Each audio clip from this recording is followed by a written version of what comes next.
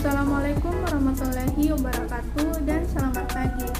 Yang saya hormati Ibu Dr. Randa Sukriyati Firman MKes dan Ibu Risa Mega Fitri SPD MSI selaku dosen pada mata kuliah K3 dan teman-teman lainnya yang berbahagia. Pertama-tama marilah kita panjatkan puji syukur kepada Allah Subhanahu wa Ta'ala atas nikmatnya. Perkenalkan, nama saya Cici Syafika Huria Salim selaku moderator dari kelompok 4 dan teman-teman kelompok saya yaitu Nur Fadila S, Putri Aulia, dan Siti Nur Hidayah.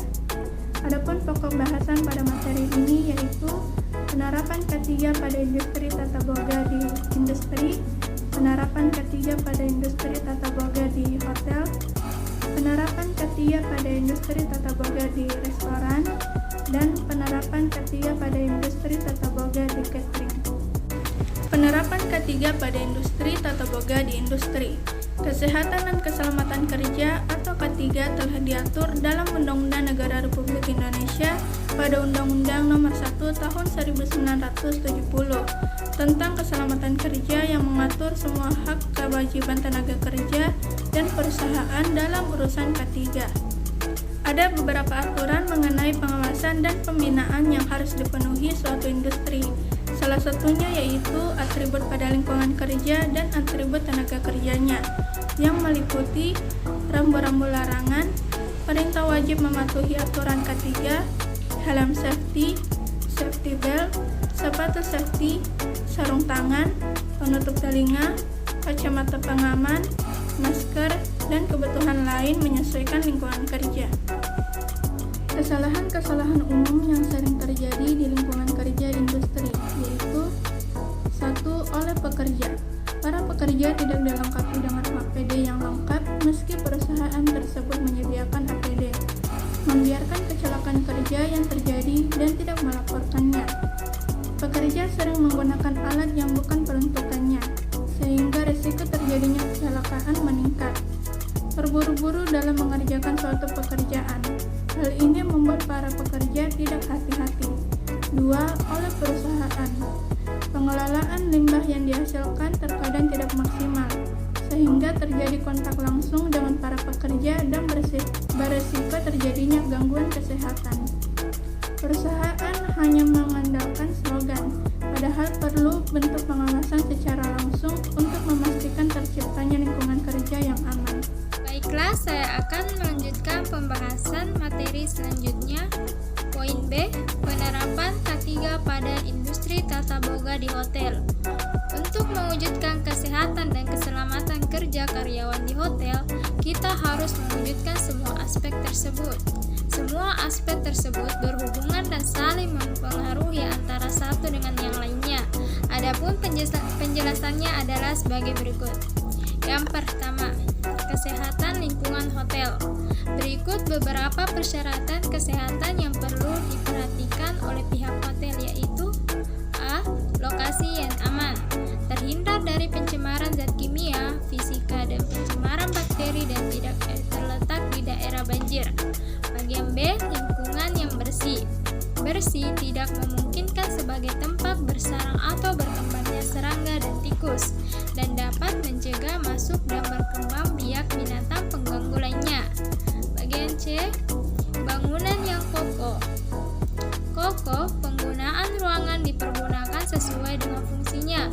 Konstruksi lantai bersih, kedap air dan permukaan rata dan tidak licin. Bangunan berwarna terang, atap harus kuat dan tidak bocor. Langit-langit harus tinggi dari lantai minimal 2,5 meter. Pintu dapat dibuka dan ditutup serta dikunci dengan baik, dan pencahayaan harus baik. Yang kedua, kesehatan karyawan hotel. Standar ini dapat digunakan sebagai daftar periksa dan umumnya merupakan suatu peraturan dan ketentuan bagi para karyawan atau pelaksana pelayanan pada waktu melakukan tugas pekerjaannya. Sebagai contoh yaitu penampilan yang segar, bersih, rapi. Rambut harus tersisir rapi, gigi harus bersih, kulit sebaiknya tidak kering dan nafas tidak berbau. Selanjutnya, tangan dan kuku yang bersih. Tidak memakai pewarna kuku atau perhiasan yang berlebihan. Hindari penggunaan make up atau parfum yang berlebihan. Luka-luka harus dirawat dan terbalut. Seragam harus bersih, disetrika dengan baik dan rapi serta pantas dipakai. Sepatu sesuai dengan warna yang ditentukan, bersih dan mengkilat. Yang ketiga, faktor penyebab terjadinya kecelakaan kerja di hotel. Sebelumnya kita menentukan tindakan pencegahan, kita harus mengetahui terlebih dahulu penyebab terjadinya kecelakaan kerja di hotel. Faktor-faktor yang menjadi penyebab kecelakaan antara lain faktor manusia. Kecelakaan kerja juga dapat disebabkan oleh sikap pekerja itu sendiri. Adapun sikap tersebut adalah kurangnya kemampuan fisik, mental, dan psikologis, kurangnya atau lemahnya pengetahuan dan keterampilan atau keahlian, stres, motivasi yang tidak cukup, atau salah. Faktor lingkungan.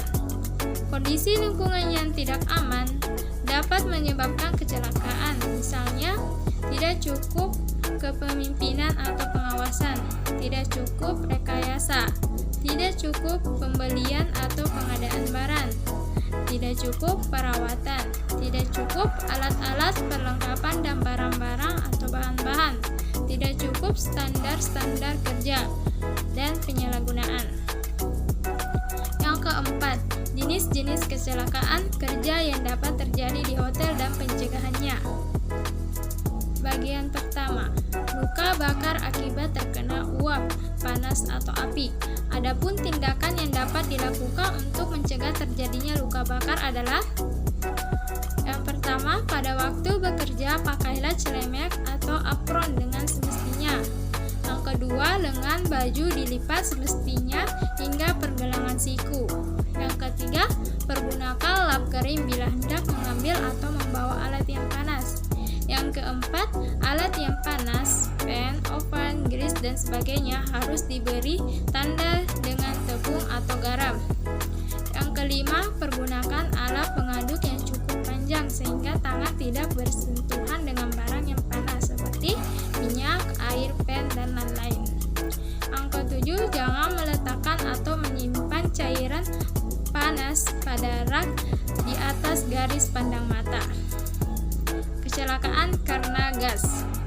Usaha-usaha yang dapat dilakukan untuk mencegah bahaya ledakan gas adalah: percikan pipa-pipa gas yang bocor sehingga tidak ada gas yang keluar tanpa pembakaran. Periksalah pilot lem sebelum menghidupkan api. Bila akan menyalakan gas, maka biarkan pintu oven terbuka beberapa saat sehingga sisa-sisa gas yang terkumpul dalam ruangan oven dapat keluar. Bila menyalakan solid off-ramp atau griddy, maka setelah seluruh ruang gas terbakar, biarkan terbuka beberapa saat sehingga sisa-sisa gas di udara terbakar seluruhnya. Dan C. Kecelakaan karena arus listrik. Tindakan pencegahan yang dapat diambil adalah sebagai berikut. Yang pertama, saklar dan alat penyambung arus listrik harus selalu kering dan bersih. Kedua, jangan pergunakan banyak steker atau steker cabang pada satu stop kontak. Ketiga, periksalah keadaan kawat penghubung sehingga tidak ada bagian-bagian yang merobek. Keempat, putuskan aliran listrik bila mesin atau alat tidak dipergunakan. Kelima, sebelum mencuci peralatan listrik, pastikan alat itu sudah dimatikan dan kabelnya sudah dicabut. Setelah dicuci, selalu keringkan sebelum digunakan kembali. Keenam, laporkan segera bila melihat gejala-gejala aneh pada mesin atau alat. Selanjutnya bagian D, luka tergores atau terpotong benda tajam. Yang pertama, pisau. Cara menggunakan pisau dengan benar yaitu: pertama, pergunakan pisau dengan semestinya atau dengan cara benar. Kedua, pisau harus selalu bersih dan tajam karena pisau yang tumpul lebih berbahaya. Ketiga, bila membersihkan pisau, jauhkan bagian yang tajam dari hadapan tangan. Keempat, pergunakan talenan bila hendak memotong sesuatu. Kelima, pemegang pisau harus kering dan tidak berminyak. Keenam, simpan pisau di tempatnya bila tidak dipergunakan lagi. Ketujuh, jangan mencoba meraih pisau yang terjatuh tiba-tiba. Kedelapan, kontrol diri bila sedang memegang pisau. Kesembilan, jangan bermain dengan pisau dan jangan membawa pisau pada waktu bermain. Kedua, mesin pemotong. Cara menggunakan mesin pemotong dengan benar yaitu 1. Jangan mencoba menggunakan mesin bila belum mengetahui dengan pasti tata cara pemakaiannya. Kedua, jangan memasukkan sesuatu oleh tangan atau dengan benda lain untuk menekan barang yang akan dipotong atau digiling. Ketiga, matikan mesin dan cabut kontak listriknya setelah selesai menggunakannya dan bila akan membersihkan mesin tersebut. Ketiga, barang pecah belah. Yang pertama, pergunakan alas bila membawa barang pecah belah. Kedua, pisahkan sampah pecahan gelas dengan sampah lainnya. Ketiga, jangan memakai gelas atau alat lain yang sudah retak maupun pecah. Keempat, tulang atau duri dan bahan makanan beku.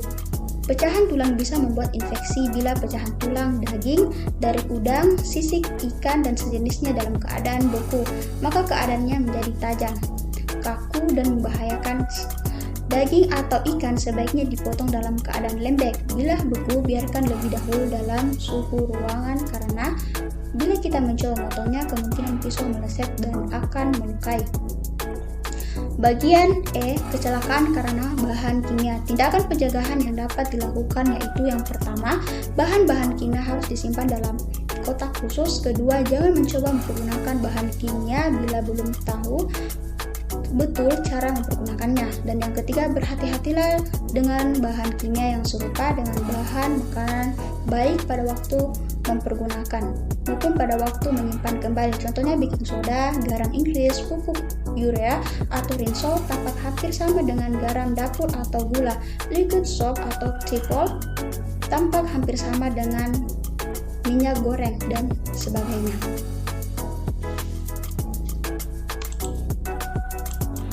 Selanjutnya, kebakaran. Untuk menghindari api, hal-hal yang dapat diterapkan yaitu yang pertama, sediakan selalu alat-alat pemadam api atau fire extinguisher. Yang kedua, sediakan alarm untuk peringatan jika terjadi kebakaran. Yang ketiga, mengetahui aturan penanggulangan kebakaran di hotel atau restoran yang bersangkutan. Yang keempat, segera bersihkan ceceran minyak dan jangan gunakan bahan pembersih yang mudah terbakar, serta jangan merokok ketika sedang bertugas. Selanjutnya, terpeleset atau terjatuh. Terpeleset atau terjatuh dapat dicegah dengan beberapa cara, yaitu yang pertama, lantai harus kering. Bila kita melihat atau menjatuhkan sesuatu, ambillah dan keringkan lantai. Yang kedua, jangan lupa memberi tanda bila lantai dalam keadaan licin, misalnya baru dipel. Ketiga, alat-alat dapur yang tidak terpakai diatur rapi dan jangan diletakkan di lantai sehingga tidak membahayakan orang lain. Yang keempat, pergunakan tangga bila meraih sesuatu yang tinggi. Yang kelima, pastikan tangga tersebut cukup panjang dan kuat. Yang keenam, pastikan tangga tersebut berdiri aman dan dekat dengan benda yang akan diambil. Yang ketujuh, periksa agar tangga tidak licin. Penerapan K3 pada industri tata boga di restoran. Berikut adalah 8 hal penting mengenai keselamatan kerja di restoran yang harus selalu diperhatikan dan diterapkan oleh karyawan restoran. Yang pertama, hindari untuk mengoperasikan perlengkapan listrik saat kondisi tangan Anda basah. Yang kedua, selalu gunakan sepatu kerja. Yang ketiga, gunakan cempal saat mengangkat perlengkapan memasak yang panas. Yang keempat, segera bersihkan bila ada minyak goreng atau cairan yang di lantai. Yang kelima, gunakan mop floor.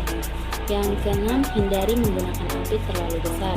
Yang ketujuh, lepaskan regulator atau kepala gas dari tabung gas saat kompor gas selesai digunakan. Yang kedelapan, bila menggunakan kompor minyak tanah, hindari mengisi minyak tanah dalam kondisi kompor telah menyala. Penerapan K3 pada industri tata boga di catering. Untuk mencapai standar K3 pada industri tata boga di catering, berikut beberapa hal yang perlu dilakukan oleh pelaku usaha saat bekerja di area dapur, yaitu yang pertama, memastikan lantai tetap kering. Yang kedua, memastikan lantai bebas dari peringatan yang dapat menyebabkan risiko terantuk saat bekerja.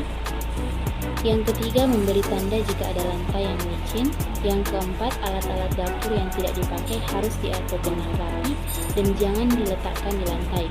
Yang kelima, Kesimpulan, dalam pelaksanaan penerapan K3 pada industri tata boga, baik di industri, hotel, restoran, maupun catering, kita kita harus lebih memperhatikan bermacam aspek agar mewujudkan kesehatan dan keselamatan. Demikian tadi presentasi dari kelompok kami, semoga bisa memberikan manfaat bagi kita semua. Saya sebagai moderator